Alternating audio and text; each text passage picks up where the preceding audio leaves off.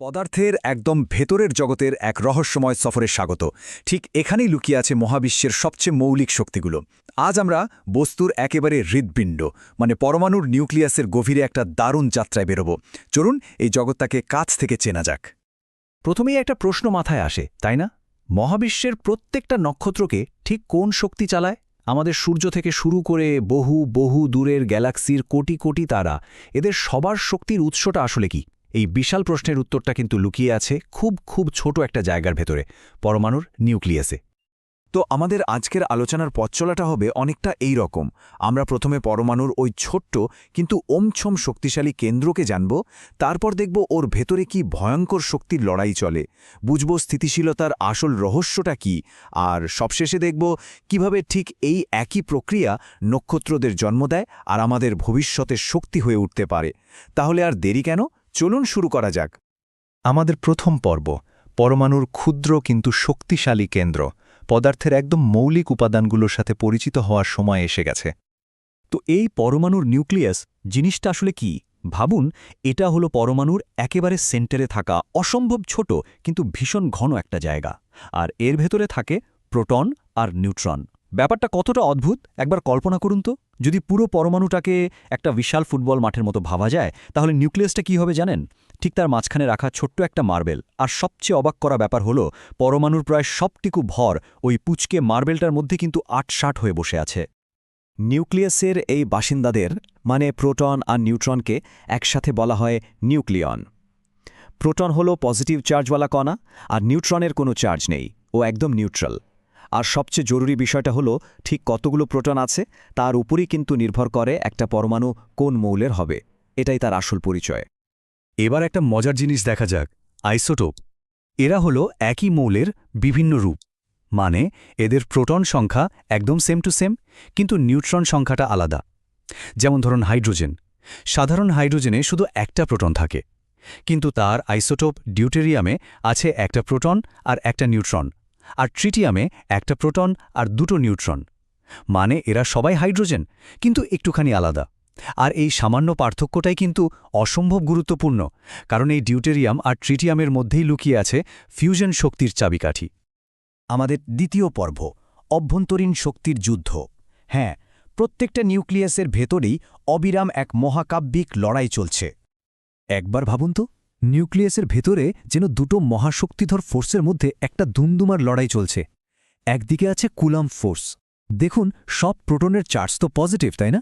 তাই এই ফোর্সটা তাদের একে অপর থেকে সজোরে ধাক্কা মেরে দূরে সরিয়ে দিতে চায়, মানে আক্ষরিক অর্থেই নিউক্লিয়াসটাকে ভেঙে ফেলতে চায়।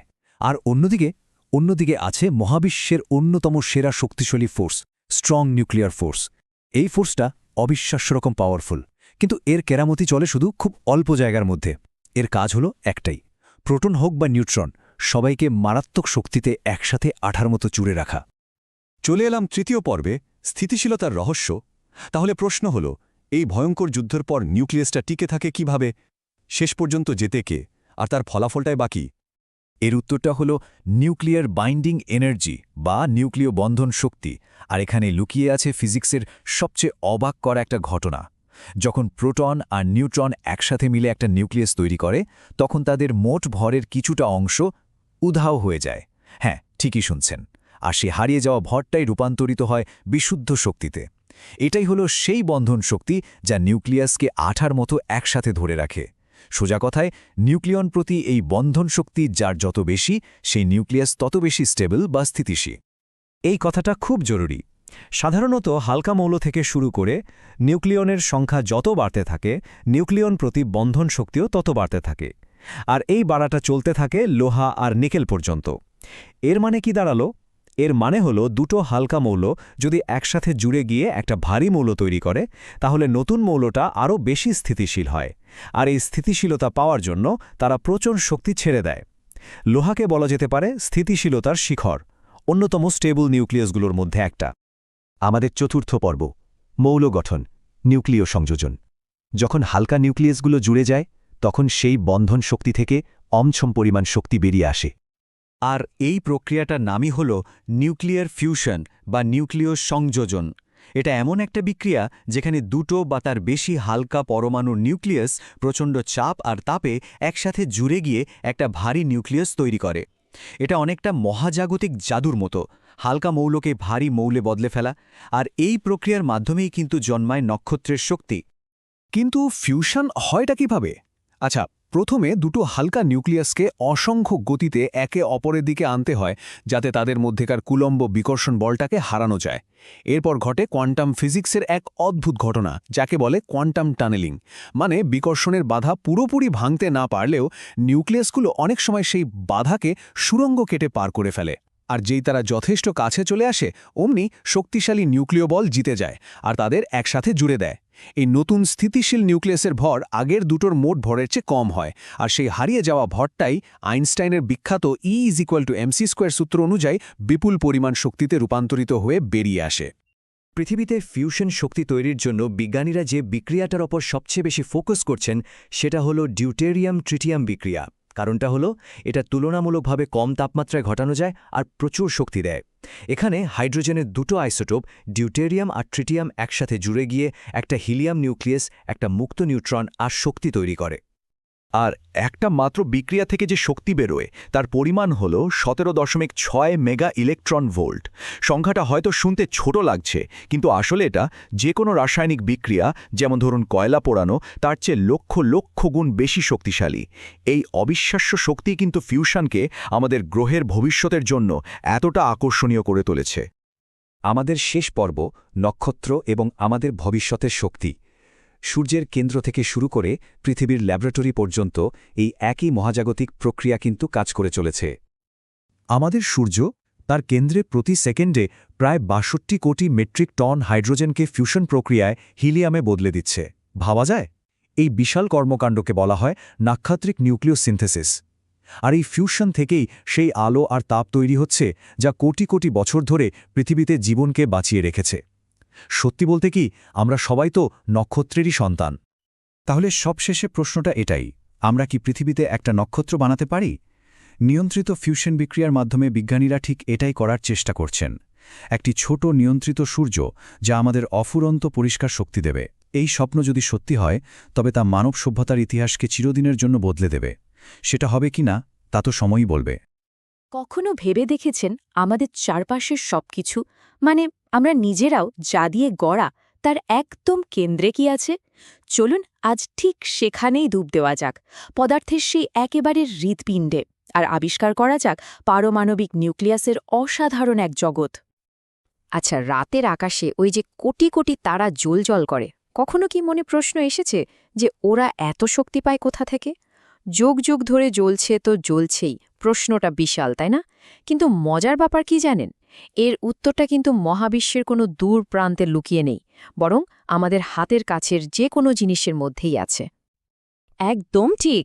যে প্রচণ্ড শক্তি আমাদের সূর্যকে একটা জ্বলন্ত আগুনের গোল বানিয়ে রেখেছে, বা মহাবিশ্বের প্রত্যেকটা নক্ষত্রকে আলো দেওয়ার ক্ষমতা দিচ্ছে, সেটা কিন্তু কোনো ভিনগ্রহের বা রহস্যময় কিছু নয়। বিশ্বাস করুন, এটা ঠিক সেই একই শক্তি যা এই পৃথিবীর এক কণা ধুলো থেকে শুরু করে আমাদের শরীরের প্রত্যেকটা কোষের পরমাণুর কেন্দ্র মানে নিউক্লিয়াসকে এক সুতোয় বেঁধে রেখেছে। তো চলুন মহাবিশ্বের ওই বিশালতা থেকে একেবারে পরমাণুর গভীরে নেমে আসি আর দেখি এই শক্তির আসল রহস্যটা কি। তো চলুন সরাসরি মূল কথায় আসা যাক। আমাদের আলোচনার একদম কেন্দ্রে থাকছে পরমাণুর সেই ক্ষুদে অথচ প্রচণ্ড শক্তিশালী অংশটা, যার নাম নিউক্লিয়াস। একদম সহজ করে বললে, নিউক্লিয়াস হল একটা অ্যাটমের পাওয়ার হাউস। ভাবুন তো, এটা এতই ছোট যে পুরো অ্যাটমের তুলনায় প্রায় কিছুই না, কিন্তু অ্যাটমের প্রায় সমস্ত ভর, মানে 99.9%-এরও বেশি, ওইটুকু জায়গার মধ্যেই জমাট বেঁধে আছে। কি ভীষণ ঘন আর শক্তিশালী একবার কল্পনা করুন। আচ্ছা, নিউক্লিয়াসের ভেতরের গল্পটা কিন্তু বেশ নাটকীয়। সেখানে বলা যায় সারাক্ষণ একটা দড়ি টানাটানির খেলা চলছে। দুটো প্রচণ্ড শক্তিশালী বল একে অপরের বিরুদ্ধে লড়ছে, আর এই লড়াইয়ের ফলাফলের ওপরই কিন্তু নির্ভর করছে মহাবিশ্বের সমস্ত পদার্থের টিকে থাকা।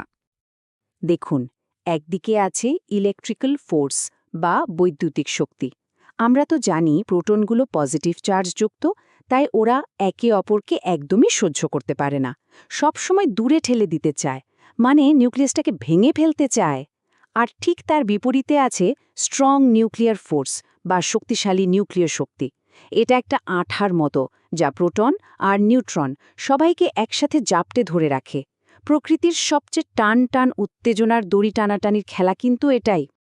আর এই খেলায় যেতেকে শক্তিশালী নিউক্লিয় শক্তি, প্রকৃতির যে 4টে মূল শক্তি আছে তার মধ্যে এটাই কিন্তু সবচেয়ে পাওয়ারফুল। তবে এর একটা অদ্ভুত ব্যাপার আছে, এটা শুধু নিউক্লিয়াসের মতো অতি ক্ষুদ্র দূরত্বের মধ্যেই কাজ করে, এর বাইরে গেলেই এর আর কোনো প্রভাব নেই, যেন এক অদৃশ্য দেয়াল। তো এই যে দড়ি টানাটানি চলছে, এর শেষমেশ ফলাফলটা কি দাঁড়ায়? আসলে এর ফলেই ঠিক হয় কোনো একটা নিউক্লিয়াস স্টেবল বা স্থিতিশীল হবে নাকি আনস্টেবল বা অস্থিতিশীল হয়ে তেজস্ক্রিয়তার মাধ্যমে ভেঙে যাবে। চলুন তো এই স্থিতিশীলতার রহস্যটা একটু বোঝার চেষ্টা করি। ব্যাপারটা আরও ইন্টারেস্টিং হয়ে যায় যখন আইসোটোপের কথা আসে। আইসোটোপ হল ধরন একই মৌলের বিভিন্ন রূপ, এদের প্রোটন সংখ্যা একই থাকে কিন্তু নিউট্রন সংখ্যায় গণ্ডগোল, মানে আলাদা হয়। আর এই নিউট্রন সংখ্যার কম বেশি হওয়ার কারণেই কিছু আইসোটোপ একদম পাথরের মতো স্থিতিশীল, আবার অন্যগুলো সময়ের সাথে সাথে ভাঙতে থাকে। এখন প্রশ্ন হলো, একটা নিউক্লিয়াস কতটা স্থিতিশীল সেটা আমরা মাপব কী করে? এর উত্তর হলো বাইন্ডিং এনার্জি বা বন্ধন শক্তি দিয়ে। খুব সহজ করে বললে, একটা নিউক্লিয়াসকে ভাঙতে যত বেশি শক্তি লাগবে তার বন্ধন শক্তি তত বেশি, আর সে তত বেশি স্টেবল। এটাকে বলতে পারেন নিউক্লিয়াসের স্টেবিলিটির একটা স্কোর কার্ড। আর এই বন্ধন শক্তির পরিমাণটা কিন্তু হেলাফেলা করার মতো নয়। গড়ের প্রত্যেকটা নিউক্লিয়ন, মানে প্রোটন বা নিউট্রনের জন্য প্রায় 8 মেগা ইলেকট্রন ভোল্ট। বিষয়টা আর একটু সহজে বোঝায়, রাসায়নিক বিক্রিয়ায় যে শক্তি থাকে তার চেয়ে এটা প্রায় 10 লাখ গুণ বেশি শক্তিশালী। ভাবা যায় নিউক্লিয়াসের ওইটুকু জায়গায় কি প্রচণ্ড শক্তি লুকিয়ে আছে। এই যে অসাধারণ গ্রাফটা দেখছেন, এটাই হলো বাইন্ডিং এনার্জি কার্ভ। এটা পুরো ব্যাপারটা একদম জলের মতো পরিষ্কার করে দেয়। এখানে দেখুন, খুব হালকা বা খুব ভারী নিউক্লিয়াসের চেয়ে মাঝারি ভরের নিউক্লিয়াসগুলো, যেমন ধরুন লোহা, সেগুলো সবচেয়ে বেশি স্থিতিশীল, কারণ এদের বন্ধন শক্তিটা সর্বোচ্চ। মনে হয় প্রকৃতি যেন এই মাঝারিপনাতেই নিজের ভারসাম্য খুঁজে পেয়েছে। যেসব নিউক্লিয়াস আনস্টেবল বা অস্থিতিশীল, তারা কিন্তু চুপচাপ বসে থাকে না, তারা তেজস্ক্রিয় ক্ষয়ের মাধ্যমে স্থিতিশীল হওয়ার চেষ্টা করে। আর এই ভাঙার হারটা মাপা হয় হাফ লাইফ বা অর্ধজীবন দিয়ে। এটা কি? এটা হলো সেই সময়টা যে সময়ে কোনো তেজস্ক্রিয় পদার্থের ঠিক অর্ধেকটা ভেঙে অন্য কিছুতে পরিণত হয়। এটাকে বলতে পারেন অস্থিরশীল পরমাণুদের জন্য প্রকৃতির নিজস্ব একটা ঘড়ি। আচ্ছা, স্থিতিশীলতার মূল বিষয়টা তো আমরা বুঝলাম। এবার চলুন দেখি এই জ্ঞানকে কাজে লাগিয়ে কিভাবে নিউক্লিয়াস থেকে প্রায় অফুরন্ত শক্তি বের করে আনা হয়। এর দুটো প্রধান উপায় আছে, একটা হলো ফিশন মানে বিভাজন, আর অন্যটা হলো ফিউশন মানে সংযোজন। ফিশন হলো একটা বড় ভারী নিউক্লিয়াসকে, যেমন ইউরেনিয়ামকে, ভেঙে ছোট ছোট আর বেশি স্থিতিশীল নিউক্লিয়াসে পরিণত করা। ওই যে বাইন্ডিং এনার্জি কার্ভটা দেখেছিলাম, এটা হলো সেই কার্ভের ওপর থেকে নিচের দিকে নেমে আসা, আর এই ভাঙার সময় বেরিয়ে আসে প্রচণ্ড শক্তি। অন্যদিকে ফিউশন হলো ঠিক তার উল্টো, দুটো খুব হালকা নিউক্লিয়াসকে একসাথে জোড়া লাগিয়ে একটা ভারী নিউক্লিয়াস তৈরি করা হয়। এটা কার্ভের নিচ থেকে ওপরের দিকে ওঠার মতো, আর এতে যে শক্তি বেরোয় তা ফিশনের চেয়েও বহু গুণ বেশি। আমাদের সূর্য কিন্তু এই ফিউশন প্রক্রিয়াতেই শক্তি তৈরি করে। পারমাণবিক বিদ্যুৎ কেন্দ্রগুলোতে এই ফিশন প্রক্রিয়াটাকেই খুব নিয়ন্ত্রিতভাবে কাজে লাগানো হয়। ব্যাপারটা কিভাবে ঘটে? ধরুন একটা নিউট্রন ছুটে এসে একটা ইউরেনিয়াম নিউক্লিয়াসকে ধাক্কা মারল, অমনি ওই বড় নিউক্লিয়াসটা ভেঙে টুকরো হয়ে গেল, আর বেরিয়ে এলো শক্তি, সাথে আরও কয়েকটা নতুন নিউট্রন। এবার ওই নতুন নিউট্রনগুলো গিয়ে পাশের অন্য ইউরেনিয়ামগুলোকে ধাক্কা দেয়। ব্যাস, এভাবেই একটা ডমিনো এফেক্টের মতো চেইন রিয়াকশন বা শৃঙ্খল বিক্রিয়া চলতেই থাকে। এই সব সায়েন্টিফিক তত্ত্ব শুনতে তো বেশ ভালোই লাগছে, তাই না? কিন্তু আসল প্রশ্ন হল, আমাদের প্রতিদিনের জীবনে এই নিউক্লিয়ার ফিজিক্সের কোনো প্রভাব আছে কি? উত্তরটা হলো হ্যাঁ, আছে, এবং সেটা আমাদের ধারণার চেয়েও অনেক বেশি। প্রথমেই আসি বিদ্যুৎ উৎপাদনের কথায়। নিউক্লিয়ার পাওয়ার প্ল্যান্টগুলো এই ফিশন প্রক্রিয়াকে কাজে লাগিয়েই প্রচুর পরিমাণে ক্লিন এনার্জি বা দূষণমুক্ত শক্তি তৈরি করে। এই শক্তির ঘনত্বটা শুধু একবার ভাবুন, মাত্র 1 পাউন্ড ইউরেনিয়াম থেকে যে পরিমাণ শক্তি পাওয়া যায় তার জন্য প্রায় 3 মিলিয়ন মানে 30 লক্ষ পাউন্ড কয়লা পোড়াতে হতো। অবিশ্বাস্য। শুধু বিদ্যুৎই নয়, আধুনিক মেডিসিনেও নিউক্লিয়াসের অবদান কিন্তু যুগান্তকারী। যেমন নিউক্লিয়ার মেডিসিনে বিশেষ ধরনের তেজস্ক্রিয় আইসোটোপ ব্যবহার করা হয়। এগুলোকে বলা হয় ট্রেসার। এগুলো দিয়ে শরীরের ভেতরের বিভিন্ন অঙ্গ ঠিকঠাক কাজ করছে কিনা তা দেখা যায়। ক্যান্সার বা হার্টের অসুখের মতো জটিল রোগ নির্ণয়ের ক্ষেত্রে এটা একটা বিপ্লব এনে দিয়েছে। এমনকি হাজার হাজার বছরের পুরনো ইতিহাস জানতেও নিউক্লিয়াস আমাদের সাহায্য করে। কিভাবে? রেডিও কার্বন ডেটিং পদ্ধতির মাধ্যমে। বিজ্ঞানীরা এই পদ্ধতি ব্যবহার করে ফসিল বা প্রাচীন জিনিসের বয়স একদম নিখুঁতভাবে বলে দিতে পারেন। এটা সম্ভব হয় কারণ যে কোনো জীব মারা যাওয়ার পর তার শরীরে থাকা কার্বন 14 নামের আইসোটোপটা একটা নির্দিষ্ট হারে ভাঙতে থাকে। আর এই ভাঙার হারটা মেপেই বিজ্ঞানীরা যেন অতীতের দরজা খুলে ফেলেন।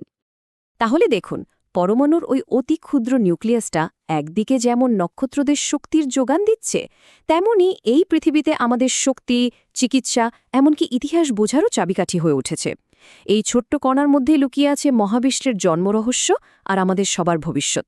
এখন প্রশ্ন হল, এই অফুরন্ত সম্ভাবনার ভাণ্ডার থেকে আমরা সামনে আর কি কি অসাধারণ জিনিস আবিষ্কার করতে চলেছি? ব্যাপারটা ভাবনার, তাই না?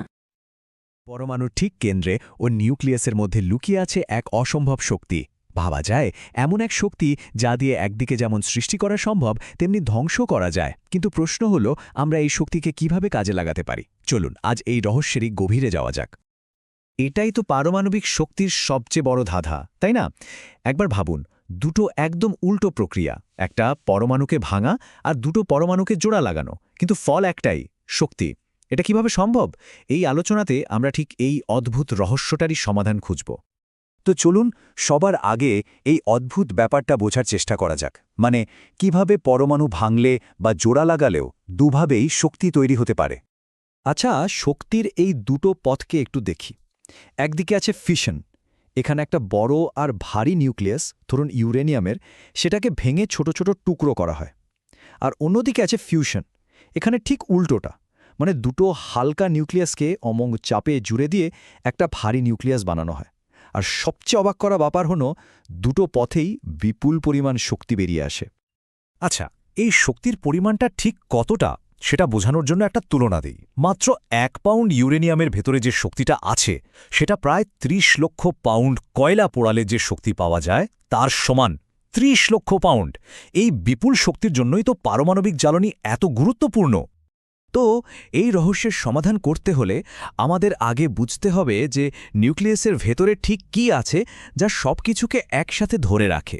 চলুন মহাবিশ্বের সেই সবচেয়ে শক্তিশালী আঠাটার খোঁজ করা যাক। আর এখানে পদার্থবিজ্ঞানের একটা খুব অদ্ভুত ব্যাপার আমাদের সামনে আসে। ধরুন একটা হিলিয়াম নিউক্লিয়াসের ওজন মাপা হলো। তারপর এর ভেতরের কণাগুলো, মানে দুটো প্রোটন আর দুটো নিউট্রনকে আলাদা আলাদা করে ওজন করা হলো। কি মনে হয়, ওজন একই হবে তো? না, দেখা যায় আলাদা করলে কণাগুলোর মোট ওজন গোটা নিউক্লিয়াসটার চেয়ে একটু বেশি হয়। তাহলে প্রশ্ন হলো, এই বাড়তি ভরটা গেল কোথায়? ওই যে হারিয়ে যাওয়া ভর, ওটা আসলে হারিয়ে যায়নি, ওটাই শক্তিতে রূপান্তরিত হয়েছে। আর এই শক্তিটাকেই আমরা বলি বন্ধন শক্তি। এটাই সেই আঠা যা প্রোটনগুলোর পারস্পরিক বিকর্ষণ সত্ত্বেও তাদের একসাথে বেঁধে রাখে। ঠিক যেমনটা আইনস্টাইন তার বিখ্যাত E=mc² সমীকরণে বলে গেছেন, ভর আর শক্তি আসলে একই মুদ্রার এপিঠ-ওপিঠ। আচ্ছা, এবার আমরা সেই আসল জায়গায় এসে পৌঁছেছি যেখানে পুরো রহস্যের জটটা খুলে যাবে। একটা অসাধারণ গ্রাফের মাধ্যমে আমরা দেখব ফিশন আর ফিউশন ঠিক কিভাবে কাজ করে। এই যে গ্রাফটা দেখছেন, এটাই হলো আমাদের রহস্যের সমাধান। এটাকে বলে বাইন্ডিং এনার্জি কার্ভ। ব্যাপারটা আসলে খুব সহজ। এই গ্রাফে কোনো মৌল যত উপরের দিকে থাকবে সেটা তত বেশি স্থিতিশীল বা স্টেবল। মূল নিয়মটা হলো এটাই, উপরে মানেই বেশি স্থিতিশীল। এবার ভালো করে দেখুন তো, গ্রাফের একদম চূড়ায় মানে শিখরে কোন মৌলটা আছে? লোহা বা আয়রন। এর মানে হল আয়রন হচ্ছে মহাবিশ্বের সবচেয়ে স্থিতিশীল মৌলগুলোর মধ্যে একটা, আর প্রকৃতির নিয়মই হল সবাই স্থিতিশীল হতে চায়। আর এখানেই আমাদের সেই প্রথম প্রশ্নের উত্তরটা লুকিয়ে আছে।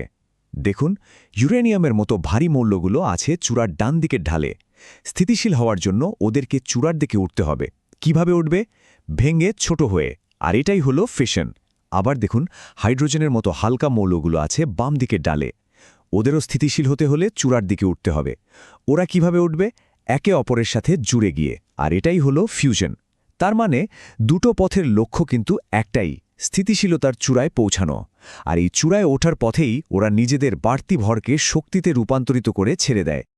ব্যাপারটাকে অন্যভাবেও ভাবা যেতে পারে। ধরুন, এই গ্রাফটা একটা উপত্যকার মতো। এর সবচেয়ে নিচু আর স্থিতিশীল জায়গাটা হলো মাঝখানে। অস্থিতিশীল নিউক্লিয়াসগুলো হলো উঁচু ঢালে রাখা পাথরের মতো। ওরা সবাই গড়িয়ে নিচে, মানে স্থিতিশীল অবস্থার দিকে আসতে চায়। আর এই গড়িয়ে পড়ার প্রক্রিয়াতেই শক্তি বেরিয়ে আসে।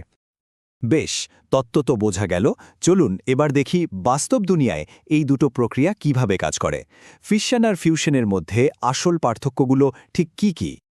আজকের দিনে আমরা যে পারমাণবিক বিদ্যুৎ কেন্দ্রগুলো দেখি সেগুলো সবই ফিশন প্রক্রিয়া চলে। এখানে কি হয়? একটা নিউট্রন দিয়ে ইউরেনিয়াম 235 পরমাণুকে আঘাত করা হয়। এতে পরমাণুটা ভেঙে যায় আর প্রচুর শক্তি আর তার সাথে আরও কিছু নিউট্রন বেরিয়ে আসে। এই নতুন নিউট্রনগুলো আবার অন্য পরমাণুদেরকে আঘাত করে, আর এভাবেই একটা চেইন রিয়াকশন বা শৃঙ্খল বিক্রিয়া তৈরি হয়। চুল্লির ভেতরে কন্ট্রোল রড ব্যবহার করে এই বিক্রিয়াটাকে নিয়ন্ত্রণে রাখা হয়। এই দুটো প্রযুক্তির মধ্যে পার্থক্যটা কিন্তু বিশাল।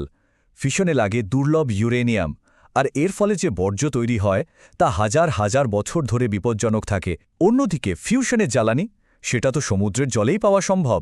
এর বর্জ্য অনেক কম ক্ষতিকর, আর এতে চুল্লি গলে যাওয়ার কোনো ঝুঁকিই নেই। এক কথায় বলতে গেলে ফিউশন অনেক বেশি পরিষ্কার আর নিরাপদ একটা প্রযুক্তি। তো প্রশ্ন হলো, ফিউশন যদি এতই ভালো হয় তাহলে আমরা এখনও এটা ব্যবহার করছি না কেন?